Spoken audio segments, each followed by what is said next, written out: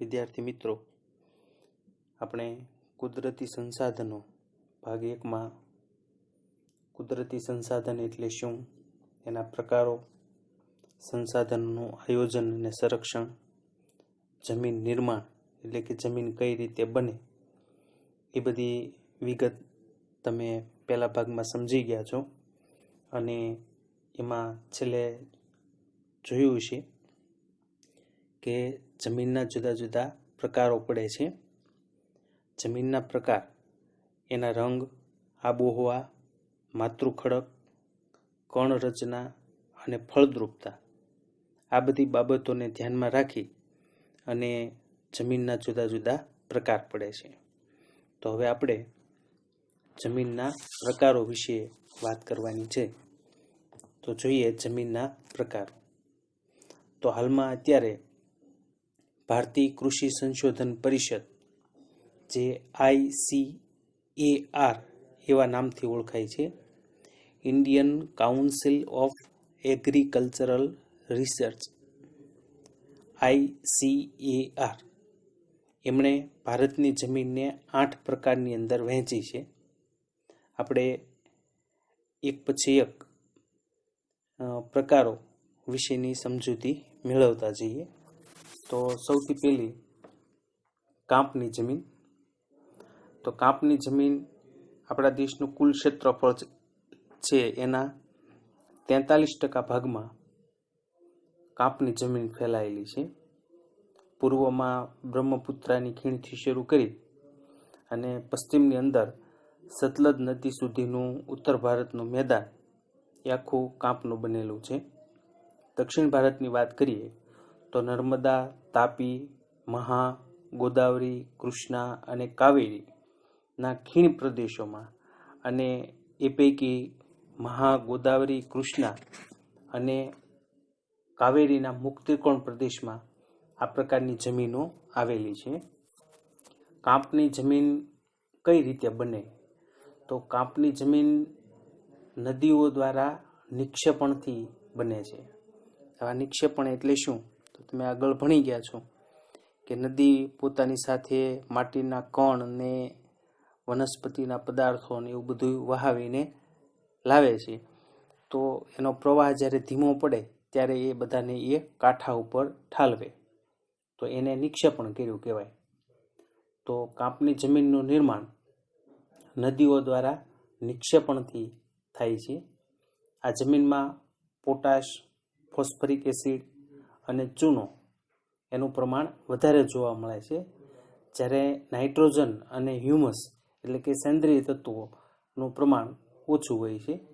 જો આ જમીનમાં કઠોળ વર્ગના પાક લેવામાં આવે તો એમાં નાઇટ્રોજનનું પ્રમાણ ઉમેરાય, કારણ કે કઠોળ વર્ગની એ ખાસિયત છે કે કઠોળ વર્ગના પાક હવામાંથી નાઇટ્રોજન ખેંચી અને જમીનમાં ઉમેરવાનું કામ કરે છે. તો કાંપની જમીનમાં કઠોળ વર્ગના પાક લેવામાં આવે તો એમાં નાઇટ્રોજનની માત્રા બરાબર થઈ જાય. આ પ્રકારની જમીનમાં ઘઉં, ચોખા, શેરડી, શણ, કપાસ, મકાઈ, તેલીબિયા, આ બધા જુદા જુદા પાક લઈ શકાય છે. બીજા પ્રકારની જમીન રાતી અથવા લાલ.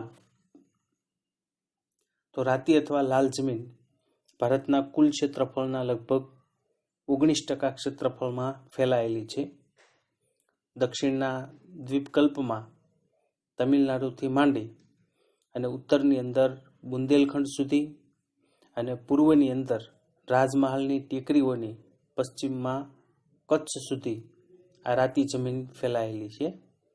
રાજસ્થાનમાં ઉદયપુર, ચિત્તોડગઢ, ડુંગરપુર, બાંસવાડા અને ભીલવાડા જિલ્લામાં આ પ્રકારની જમીન આવેલી છે. આ જમીનની અંદર ફેરિક ઓક્સાઇડ હોય છે. આ ફેરિક ઓક્સાઇડની હાજરીને કારણે આ જમીનનો રંગ લાલ અથવા રાતો બને છે, અને થોડી ઊંડાઈએ જવામાં આવે એટલે ખોદવામાં આવે તો નીચે જતા એ પીળા રંગમાં ફેરવાઈ જાય છે. આ જમીનની અંદર ચૂનો, કાંકરા અને કાર્બોનેટ મળી આવતા નથી. મોટાભાગે આ જમીનની અંદર મેગ્નેશિયમ, ફોસ્ફેટ, નાઇટ્રોજન અને પોટાશ એની ઉણપ જોવા મળે છે, એટલે કે આ તત્વો બહુ એની અંદર જોવા મળતા નથી. બાજરી, કપાસ, ઘઉં, જુવાર, અળસી, મગફળી, બટાટા આ બધા પાક રાતી જમીનની અંદર સારા થાય છે. ત્રીજો પ્રકાર કાળી જમીન. કાળી જમીન રેગુર નામથી પણ ઓળખાય છે. કાળી અથવા રેગુર જમીન ભારતના કુલ ક્ષેત્રફળના લગભગ 15% ક્ષેત્રફળમાં ફેલાયેલી હોય છે. આ જમીન કઈ રીતે બની? તો આ જમીન દખ્ખણના લાવા પથરાવાથી બની છે. દખ્ખણ એટલે દક્ષિણ. દક્ષિણની અંદર લાવારસના પથરાવથી એટલે પથરાવાથી આ કાળી જમીન બની છે. આખું મહારાષ્ટ્ર, મધ્યપ્રદેશનો પશ્ચિમ ભાગ, આંધ્રપ્રદેશ અને કર્ણાટકના કેટલાક ભાગમાં આ પ્રકારની જમીનો આવેલી છે. આપણે ગુજરાતની વાત કરીએ તો ગુજરાતમાં સુરત, ભરૂચ, નર્મદા, વડોદરા, તાપી અને ડાંગ આ બધા જિલ્લામાં કાળી જમીન આવેલી છે. આ જમીનના નિર્માણમાં લાવાઈ ખડકો એટલે લાવામાંથી બનેલા ખડક અને આબોહવા આ બેની ભૂમિકા અગત્યની છે. લોહ, ચૂનો, calcium, potash, aluminium, magnesium carbonate એનું પ્રમાણ કાળી જમીનમાં વધુ જોવા મળે છે. એની ફળદ્રુપતા પણ સારી છે અને જમીનની ભેજ સંગ્રહણ શક્તિ પણ વધારે છે. આ કાળી જમીન એવી જમીન છે કે એકવાર એની અંદર ભેજ આવી જાય, વરસાદ પડી જાય, ભીની થઈ જાય, પછી લાંબા સમય સુધી ભીની રહે. એમાંથી ભેજ ઉડતો નથી, બહુ ધીમે ધીમે ઉડે. પણ જ્યારે ભેજ ઉડી જાય, સાવ ઉડી જાય, સુકાઈ જાય, ત્યારે કાળી જમીનની અંદર ફાટ અથવા તિરાડો પડી જાય છે. આ પ્રકારની જમીનમાં કપાસ, અળસી, સરસવ, મગફળી, તમાકુ, અડદ આ બધા પાક એની અંદર સારી રીતે થાય છે. ખાસ કરીને કાળી જમીનની અંદર કપાસનો પાક ખૂબ સારો થાય છે. કપાસને કાળી જમીન જેમાં વધારે પ્રમાણમાં ભેજ સંગ્રહ થઈ શકે એવી જમીન કપાસને વધારે અનુકૂળ આવે છે. એટલે કાળી જમીનમાં કપાસનો પાક ખૂબ સારો થાય, એનું ઉત્પાદન ખૂબ સારું આવે. અને એટલા જ માટે આ જમીનનું એક બીજું પણ નામ છે. આપણે આગળ જોયું હતું કે કાળી જમીનને રેગુર નામથી પણ ઓળખવામાં આવે છે. હજી એક નામ છે, કપાસના પાકને વધુ અનુકૂળ હોવાને કારણે આ જમીન કપાસની કાળી જમીન તરીકે પણ ઓળખાય છે. તો ઘણી બધી સારી ફળદ્રુપ કહી શકાય એવી જમીન છે. ચોથો જમીનનો પ્રકાર છે લેટેરાઇટ કે પડખાઉ જમીન. તો આ જમીનનું નામ લેટિન ભાષાનો શબ્દ લેટર LATER લેટર ઉપરથી પીડ્યો છે. એનો અર્થ થાય ઈટ. એનો રંગ લાલ હોય છે લેટેરાઇટ અથવા પડખાઉ જમીનનો, અને એ લાલ રંગનું કારણ ઓક્સાઇડ છે, લોહ ઓક્સાઇડ. તો આ એનો લાલ રંગ લોહ ઓક્સાઇડને કારણે જોવા મળે છે. આ જમીન જ્યારે ભીની થાય ત્યારે એ માખણ જેવી મુલાયમ અને સુકાઈ જાય ત્યારે એ ખૂબ સખત બની જાય. ભીની થાય ત્યારે એમ એકદમ માખણ કેમ પોચું હોય એ પ્રકારની થઈ જાય, મુલાયમ બની જાય. પણ સુકાય ત્યારે સખત પથ્થર હોય એ પ્રકારની બની જાય છે. સૂકી અને ભેજવાળી આબોહવાના પરિવર્તનથી અને સિલિકામય પદાર્થોના નિવારણથી આ જમીન બને છે. ભારતીય દ્વીપકલ્પના ઉચ્ચ પ્રદેશના જે ઊંચાઈવાળા ભાગો છે ત્યાં આ પ્રકારની જમીન વધારે જોવા મળે છે. આ જમીનની અંદર લોહ તત્વ, પોટાશ અને એલ્યુમિનિયમ આ ત્રણેય તત્વોનું પ્રમાણ વધારે જોવા મળે છે. પ્રમાણમાં ઓછી કહી શકાય એવી ફળદ્રુપ જમીન છે. ફળદ્રુપતાનું પ્રમાણ એમાં ઓછું છે. પણ જો ખાતર નાખવામાં આવે તો એમાં કપાસ, ડાંગર, રાગી, શેરડી, ચા, કોફી, કાજુ આ બધા પાક લઈ શકાય છે. રાગી એક એવો પાક આવ્યો, તમને કદાચ નવો લાગશે. તો રાગીનું એક બીજું નામ છે નાંગલી. ખાસ કરીને ડુંગરાળ વિસ્તારમાં ઘાસ એક પ્રકારનું થાય અને એમાં આ નાગલી થાય, રાગી થાય. ખૂબ પોષક તત્વોવાળું છે હોય અને ખાસ કરીને આદિવાસી વિસ્તારોમાં એમનો પુષ્કળ પ્રમાણમાં ઉપયોગ થાય છે. આ જમીનનું એક બીજું પણ નામ છે પડખાઉ જમીન. લેટેરાઇટ કે પડખાઉ જમીન નામથી પણ ઓળખાય છે. પાંચમો પ્રકાર રણ પ્રકારની જમીન. આ જમીન સૂકી અને અર્ધ સૂકી આબોહવાવાળી પરિસ્થિતિમાં જોવા મળે છે. જમીન રેતાળ અને ઓછી ફળદ્રુપ હોય છે. એમાં દ્રાવ્ય ક્ષારોનું પ્રમાણ વધારે હોય છે. દ્રાવ્ય એટલે ઓગળી જાય તેવા. રેતાળ જમીનની અંદર ઓગળે એવા ક્ષારનું પ્રમાણ વધારે હોય. આ પ્રકારની જમીન રાજસ્થાન, હરિયાણા અને દક્ષિણ પંજાબના કેટલાક વિસ્તારમાં જોવા મળે છે. આપણા ગુજરાતની વાત કરીએ તો કચ્છ, ઉત્તર ગુજરાત અને સૌરાષ્ટ્રના કેટલાક વિસ્તારમાં આવી રણ પ્રકારની જમીન આવેલી છે.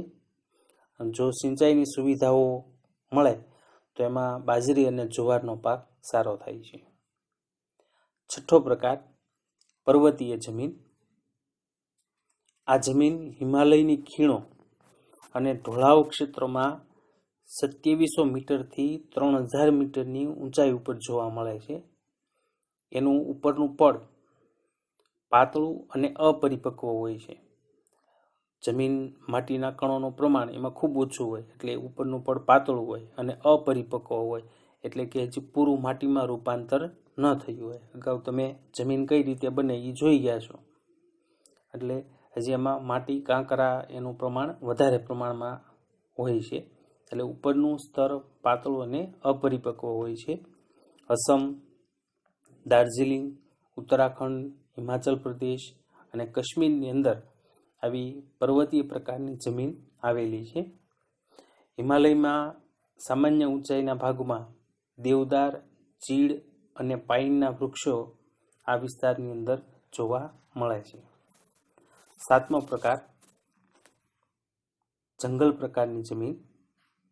આ પ્રકારની જમીન હિમાલયના શંકુદ્રુમ જંગલોમાં 3000 મીટરથી 3100 મીટરની ઊંચાઈ વચ્ચે અને સહ્યાદ્રી, પૂર્વઘાટ અને મધ્ય હિમાલયના તરાઈના ક્ષેત્રોમાં આવી જંગલ પ્રકારની જમીન આવેલી છે. હિમાલયની અંદર શંકુદ્રમ જંગલો છે. શંકુદ્રમ એટલા માટે કહેવાય છે કે ત્યાંના વૃક્ષોનો આકાર શંકુ જેવો હોય છે, શંકુ આકાર હોય છે, ટોચવાળો હોય છે. કારણ કે ત્યાં શિયાળા દરમિયાન હિમવર્ષા થાય તો એ અનુકૂળતા પ્રમાણે કુદરતે ત્યાંના વૃક્ષોનો આકાર શંકુ બનાવ્યો છે, શંકુ જેવો છે. એટલે ઉપરથી હિમવૃષ્ટિ થાય તો બરફ બધો નીચે આવી જાય. તો આવા જંગલોને શંકુદ્રમ જંગલો કહેવાય. સમુદ્રની સપાટીથી એની ઊંચાઈ ખૂબ વધારે હોય છે. 3000 મીટરથી 3100 મીટરની ઊંચાઈ હિમાલયની અંદર ત્યાં આવી જંગલ પ્રકારની જમીન છે. સહ્યાદ્રી પર્વતમાળા, પૂર્વઘાટ અને મધ્ય હિમાલયના તરાઈ ક્ષેત્રોમાં પણ આવી જમીન આવેલી છે. ત્યાં જંગલ પ્રકારની જમીન છે એટલે ત્યાં વૃક્ષો જ છે. જંગલોનું પ્રમાણ ખૂબ વધારે છે. તો વૃક્ષોના જે પાન ખરે એનાથી આખી ઉપરની જમીનની સપાટી આખી ઢંકાયેલી હોય છે અને એ પાંદડા ત્યાં પીડ્યા રહે એટલે સડે. એટલે એમાં સેન્દ્રિય દ્રવ્યોનું પ્રમાણ વધે, ખાતરનું પ્રમાણ વધે. એટલે જમીનનો ઉપરનો ભાગ એ કાળો દેખાય પણ એને ખોદવામાં આવે તો નીચેની તરફ તળ તરફ જઈએ તો એ ભૂરા અથવા લાલ રંગની અંદર ફેરવાઈ જતો હોય છે. આ પ્રકારની જમીનમાં ચા, કોફી, તેજાના એટલે મરી મસાલા એ ઉપરાંત ઘઉં, મકાઈ, જવ, ડાંગર આ બધા પાક આમાં સારા થાય છે. આવી જમીનનું પ્રમાણ બહુ ઓછું છે. જ્યાં જ્યાં જંગલ વિસ્તારો છે ત્યાં જ આવી જમીન જોવા મળે છે. એટલે જમીનો છે એ બહુ મર્યાદિત ક્ષેત્રમાં આવેલી છે. આઠમો અને છેલ્લો પ્રકાર આપણે જોઈએ દલદલ કે પીટ પ્રકારની જમીન. આ પ્રકારની જમીન ભેજવાળા વિસ્તારમાં જૈવિક પદાર્થોના સંચયથી વિકસે છે. ભેજવાળા વિસ્તાર હોય ત્યાં જૈવિક પદાર્થો એટલે કે સજીવ પદાર્થો સંચય થવું એટલે ભેગું થવું, એ ભેગા થાય એમાંથી આ પ્રકારની જમીન બને. ખાસ કરીને જ્યારે ચોમાસાની ઋતુ હોય ત્યારે જમીન પાણીની અંદર ડૂબેલી જ હોય, પણ ચોમાસું જાય ધીમે ધીમે પાણી ઓસરે પછી એમાં ડાંગરની ખેતી કરવામાં આવે છે. આવી જમીનની અંદર જૈવિક પદાર્થો અને ક્ષાર એની બહુલતા હોય છે. બહુલતા એટલે વધુ હોય છે. જૈવિક પદાર્થોના સંચયથી જ બને છે, એટલે એમાં જૈવિક પદાર્થો વધારે હોય છે અને ક્ષાર વધારે હોય છે. ફોસ્ફેટ અને પોટાશ એનું પ્રમાણ અલ્પ જોવા મળે છે. આવી જમીન ઓડિશા, પશ્ચિમ બંગાળ અને તમિલનાડુના કિનારાના ભાગો, કિનારાનો ભાગ એટલે સમુદ્ર કિનારાથી નજીક હોય એવા ભાગ, ઉત્તર બિહારનો મધ્ય ભાગ અને ઉત્તરાખંડના અલ્મોડા જિલ્લાની અંદર આવી દલદલ અથવા પીટ પ્રકારની જમીન જોવા મળે છે. આવી જમીનો પણ ભારતમાં ઓછી માત્રામાં જોવા મળે છે.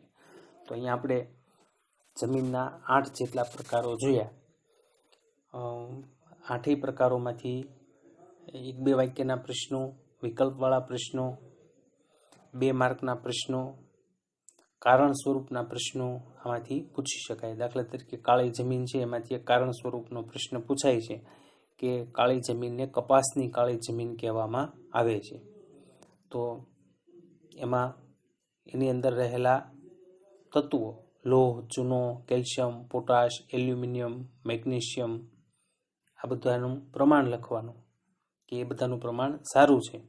ઉપરાંત એની ભેજ સંગ્રાહક શક્તિ ઘણી બધી વધુ છે અને કપાસને આ સંજોગો અનુકૂળ આવે છે, તેથી કપાસનું ઉત્પાદન વધુ થાય છે. માટે કાળી જમીનને કપાસની કાળી જમીન તરીકે ઓળખવામાં આવે છે.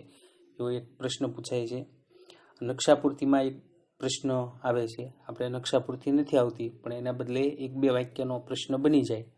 તો 8 પ્રકાર આપણે જોયા. 8 પ્રકારમાંની જે જમીનો છે તો એમાં એક એક રાજ્ય યાદ રાખવાનું છે. દાખલા તરીકે કાળી જમીન ક્યાં આવી છે? તો મહારાષ્ટ્રમાં. તો દરેક માટે એક એક પ્રદેશ, રાજ્ય યાદ રાખી લઈએ એટલે નકશાપૂર્તિનો 1 માર્કનો પ્રશ્ન પણ એની અંદર આવી જાય. આપણે જ્યારે રેગ્યુલર શિક્ષણ કાર્ય શરૂ થશે ત્યારે ફરી પાછી એ વિગત આપણે જોવાના છીએ, એટલે ત્યારે બહુ એના વિશે વાત કરતા નથી. છેલ્લો મુદ્દો આપણે લઈ લઈએ, જમીન ધોવાણ. તો આપણે જાણીએ છીએ કે જમીનને બનતા ખૂબ સમય લાગે છે, પણ જમીન ધોવાતા વાર લાગતી નથી. તો જમીન ધોવાણ કોને કહેવાય? તો જમીન ધોવાણ એટલે જમીનના કણોનું ગતિશીલ હવા કે પાણી દ્વારા એક સ્થળેથી બીજા સ્થળે સ્થળાંતરિત થવું. સ્થળાંતરિત થવું એટલે એક જગ્યાએથી બીજી જગ્યાએ જવું. જમીનના કણોનું ગતિશીલ હવા કે પાણી દ્વારા એક સ્થળેથી બીજા સ્થળે સ્થળાંતરિત થવું. બીજા શબ્દોમાં કહીએ તો ઉપલા જમીનના કણોનું ઝડપથી કુદરતી બળો દ્વારા અન્યત્ર સ્થળાંતર થઈ જવું, ઘસડાઈ જવું, ઢસડાઈ જવું, એ બધાને જમીન ધોવાણ કહેવાય.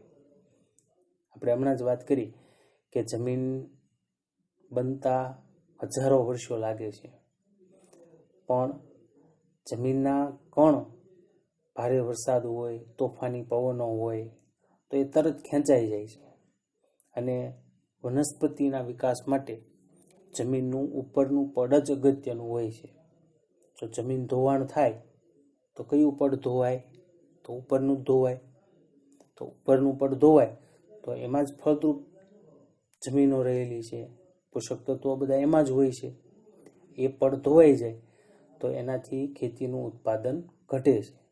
એટલે આ પડની જાળવણી ખેતી માટે ખૂબ અગત્યનું બની રહે છે. એટલે જમીનનું ધોવાણ અટકાવવું જોઈએ. તો કઈ રીતે અટકાવી શકાય? તો હવે આપણે જમીન ધોવાણ અટકાવવા માટેના ઉપાયો જોઈએ. તો પહેલો ઉપાય, જમીન ઉપર ચરાણ પ્રવૃત્તિઓને નિયંત્રણમાં લેવી. ચરાણ એટલે ગાય, ભેંસ, ઘેટા, બકરા જે જમીન ઉપર ચરતા હોય, ઘાસચારો, તો એને નિયંત્રણમાં લેવું જોઈએ.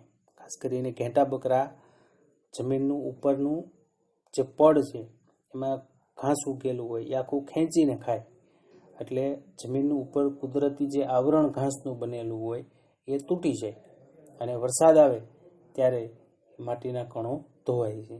એટલે ચરાણ પ્રવૃત્તિ નિયંત્રણમાં લેવી જોઈએ. બીજી વાત છે, ઢોળાવવાળી જમીનોમાં સમોચ્ચ રેખીય પગથિયાની તરાહથી વાવેતર કરવું જોઈએ, એટલે કે પગથિયા પદ્ધતિથી. ડુંગરાળ વિસ્તાર હોય, ખૂબ ઢોળાવ હોય અને વરસાદ પડે તો ઉપરથી ગતિથી નીચે પાણી આવે, એટલે એ પોતાની સાથે કેટલી બધી માટીને ઢસડીને લઈ જાય. તો આવી ઢોળાવવાળી જમીનો હોય એમાં સીધા પગથિયા બનાવવા જોઈએ, સ્ટેપ બનાવવા જોઈએ, એટલે પાણીની ગતિ હોય એ ગતિમાં અવરોધ ઊભો થાય.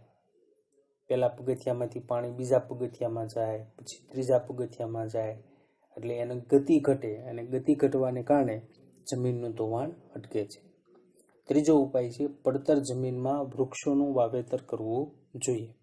વૃક્ષો બે રીતે જમીન ધોવાણ અટકાવે છે. એક એના મૂળ જમીનની અંદર ચોંટેલા હોય છે, જકડેલા હોય છે, તો એ માટીના કણોને જકડી રાખે છે.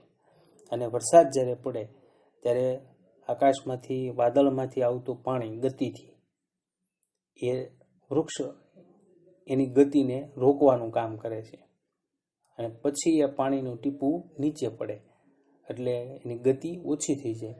તો પડતર જમીનમાં વૃક્ષોનું વાવેતર કરવું જોઈએ. પાણીના વહેલા પડેલા હોય ત્યાં આડબંધ બંધાવવા જોઈએ. એકની એક જગ્યાએથી પાણી ચાલતું હોય તો એ પાણી જે જગ્યાએથી ચાલે એ એટલો વિસ્તાર, એટલી જમીન ઊંડી થઈ જાય અને દર વર્ષે એમનેમ થતું રહે તો ધોવાણ વધતું જ જાય, તો એને વહેલું કહેવાય. તો આવા વહેલાની અંદર આડબંધ બાંધી દેવામાં આવે, નાના નાના ચેક ડેમ બનાવી દેવામાં આવે તો એની ગતિ ઓછી થાય અને જમીનનું ધોવાણ અટકાવી શકાય. પાણીનો વેગ ધીમો પાડવા માટે ઢાળવાળા ખેતરમાં ઊંડી ખેડ કરવી જોઈએ. ઊંડી ખેડ કરવામાં આવે તો પણ પાણી વહી જવાને બદલે જમીનની અંદર ઉતરે છે અને પાણી ભરાઈ રહે, તો એના કારણે પણ જમીનનું ધોવાણ અટકે છે. એ ઉપરાંત ખેતરની ફરતે પાળા કરવા જોઈએ, જેના કારણે પણ જમીનનું ધોવાણ અટકાવી શકાય છે. તો આટલા જમીનનું ધોવાણ અટકાવવા માટેના ઉપાયો છે. તો આજના બીજા ભાગમાં આપણે જમીનના પ્રકારો, જમીનનું ધોવાણ અને જમીન ધોવાણ અટકાવવાના ઉપાયો વિશેની વાત પૂરી કરીએ છીએ. આજનું હોમવર્ક આપણે આમાં જ મૂકી દઈએ છીએ. તમારે 5 પ્રશ્નો હું અહીંયા આપું છું, એના ટૂંકમાં જવાબ આપવાના છે. પહેલો પ્રશ્ન,